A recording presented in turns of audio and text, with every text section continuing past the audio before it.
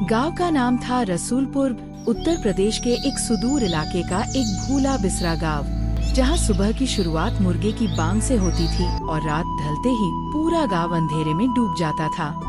बिजली सिर्फ नाम की थी, सड़कें कीचड़ से लथपथ और स्कूल और एक टूटी सी छत वाला सरकारी भवन जिसके आगे लगे झंडे की रंगत अब पहचान में नहीं आती थी।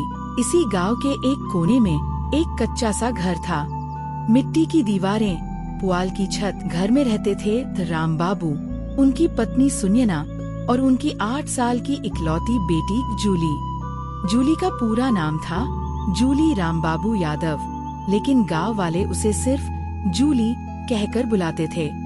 गोरी चिट्टी नहीं थी, पर आंखों में अलग सी चमक थी, जैसे कुछ ढूंढ रही हो, जैसे किसी बड़े आसमान को निहारती हो जहां उसके अपने सपनों के पंख हों।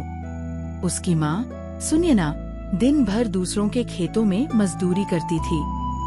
वहीं राम बाबू कभी ईंटा भट्ठे में काम करता तो कभी कस्बे में लकड़ी ढोने जाता।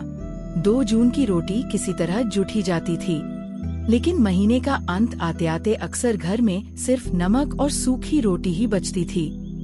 एक दिन सुबह जब जूली उठी तो उसने माँ से पूछा, माँ, क्या आज स्कूल जाऊं?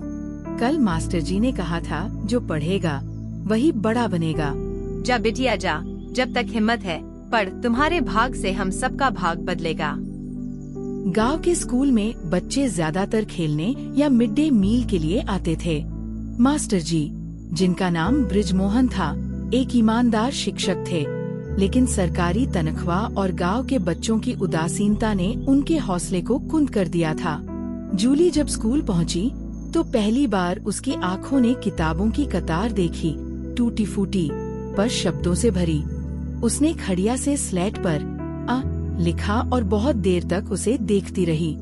मास्टर जी ने देखा एक लड़की बिना चप्पल, बिना बस्ता, बिना टिफिन के पूरे मन से अ लिख रही थी।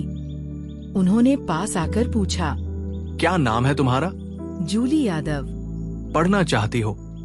बहुत, इतना पढ़ना चाहती हूँ कि कोई मुझे अनपढ़ न कहे।